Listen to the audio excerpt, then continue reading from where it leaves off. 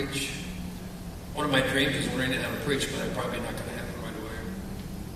But in case you have thought of somebody in the last few minutes, I want to share with you who is my choice. Yvette is my champion. That lady who sits right there. We've been together 27 years. I was able to live 78 years. I turned 78 a few weeks ago. And I was blessed with good health for a long, long time. Those of you who have been sick in your early age or middle age or something like that, I had the blessing of not having any major problems, never been into a hospital to speak of. And so my life was like a dream life, like a spoiled baby or something lives. This was just outstanding. And all of a sudden one day, something happened. But in the meantime, when I went through, Yvette was with me 24 hours a day, 7 days a week. Every day we've been together on this particular journey. She took care of every communication with every doctor that I've seen in the past. She took care of every medication that I've been taking in the last many weeks. She took care of every meal I'm supposed to be eating. And one of the weird meals that I'm eating is liquid carrots. Now some of you are saying, what are you talking about? I don't drink carrots. I do now. She bought a juicer. She invested in a juicer. I said, it's a little crazy. What are we going to do with that thing? She said, you're going to drink carrot juice. And so she did a lot of research about carrot juice. Now some of you are going to think like, maybe your wife is strange. Maybe it's just not you. Maybe you're both strange. But I am drinking carrot juice now, along with special food. Yvette has talked with many of my doctors that I didn't want to talked to people that we had to see, and been to 3 different hospitals over a period of time. And so we've been quite a situation, and she went through her own situation where neither one of us could drive a car. And so, let me share with you some big thank yous that it's not all I think I wish I could say, but I don't know how to say thank you to anybody in this.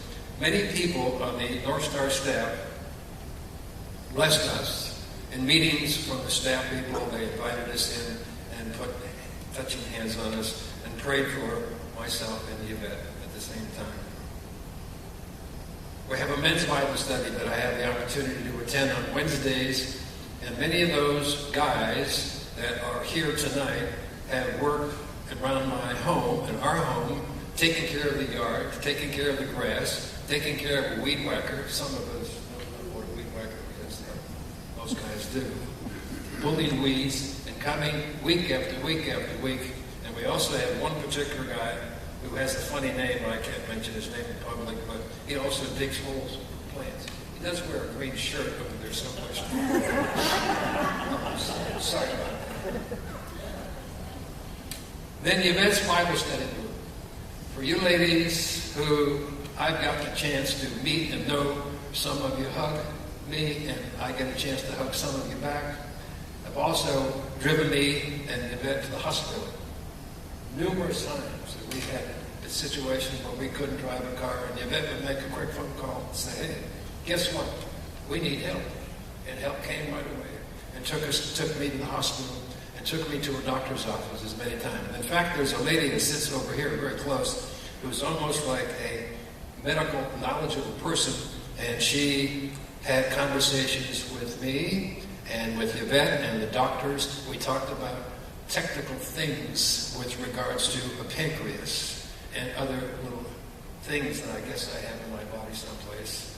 So I only thought I had a gizzard, but I think gizzards are chickens or something. So there's been many, many thank yous for people who were there and some people that were unable to make it tonight. I just want to say thank you, thank you. You've been a tremendous blessing to us, to Yvette and myself. It's just unbelievable the response that you people have given to me. What is being happened tonight, I couldn't believe this has happened. A number of months ago, a guy calls and speaks to Yvette and says, I need to come over and see you right away.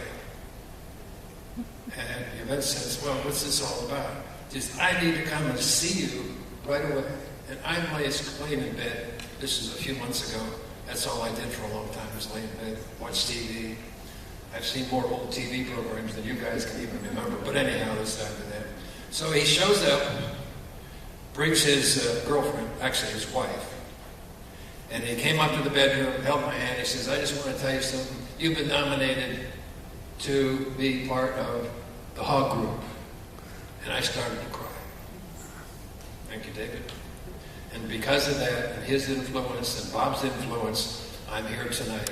So this is an overwhelming blessing. I never, ever thought I'd ever be up here doing this. I never, ever knew I had this many friends. I never even knew this many people together that would be willing to pray for me and say nice things. And Jim, you're looking well.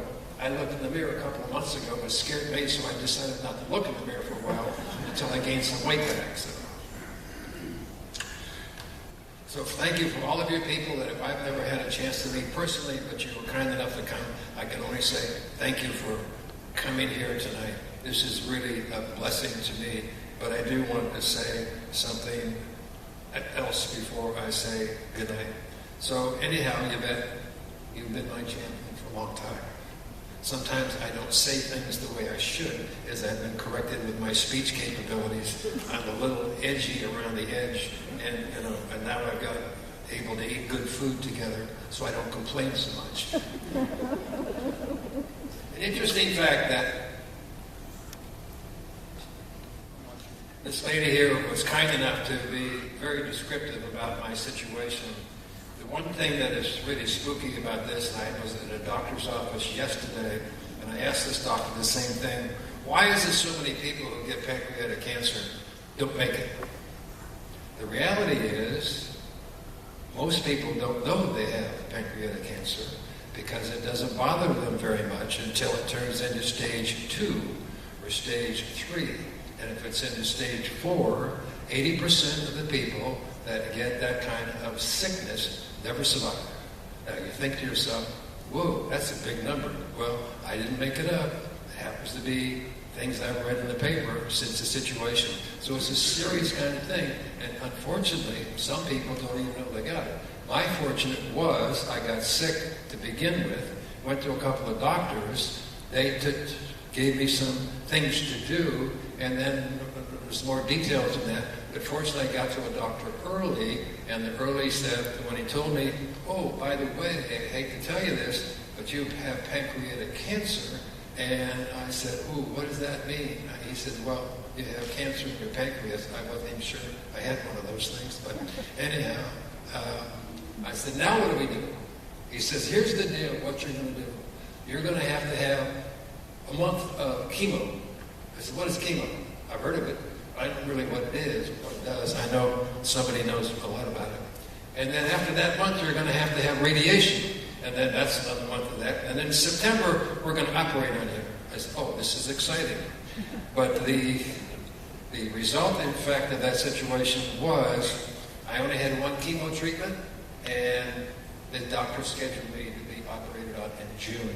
So the timetable got squished together. I can tell you, my opinion is the prayers that people like yourself have been praying for me to get something done differently than it was normally supposed to be is one reason I'm capable of being here. So why am I here? I'm here because of you people and many people who have prayed for me. People have sent me text messages. I don't even know who they are from the church saying, Jim, we're praying for you. And I'm just out of my mind. Wow, this is unbelievable. So it has been an unbelievable situation. I would like to end something by sharing something with you that I've thought about recently. It's called hope. H-O-P-E, hope. What's hope? You hope your car's going to start when you get up tomorrow morning and go to work. You hope tomorrow's not going to rain. You hope tomorrow that maybe everything will be cool. I don't know. Let me share this with you. I wanted to share this with you because I've had a lot of hope. I didn't think I had this much. But with God being behind me, it's done something else. In today's times, many people are looking for something or someone to give them hope. When they cannot find hope, their lives have become hopeless. Too often, this hopelessness leads them to self-defeating behaviors and habits with wreak habits upon their lives. Before long, desperation sets in, and most will seek advice and counsel from anyone who will tell them something that makes them feel better. Unfortunately, most of the people in this situation never ask questions. Can hope be found in the Bible? Can hope be found in the Bible? Yes. Yes. Yes. Thank you very much. Worse yet, their offering to help are usually just blind to knowing the answer to this question. It's just a matter of time before they both end up in the ditch. The word hope is mentioned in the Bible 129 times. It's in 121 different verses. Now, I hope all of you will go home and start doing this, looking for hope in the Bible. You're laughing. In many verses, or to be used, it is used in the traditional sense of communicating a desire of some good, as mentioned. In my particular case, it's been amazingly good that I'm surviving to be here today. It's an absolute blessing. Hope, a desire of some good accompaniment with at least a slight expectation of obtaining it, or a belief that it is obtainable. That to me is extremely important. Something that's obtainable, to really have hope and think about it, particularly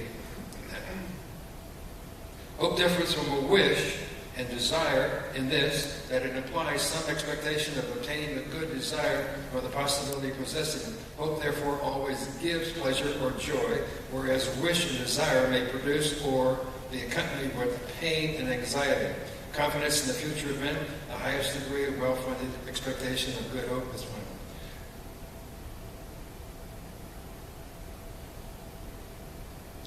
To cherish a desire of good food, some expectation obtain a belief that is obtainable.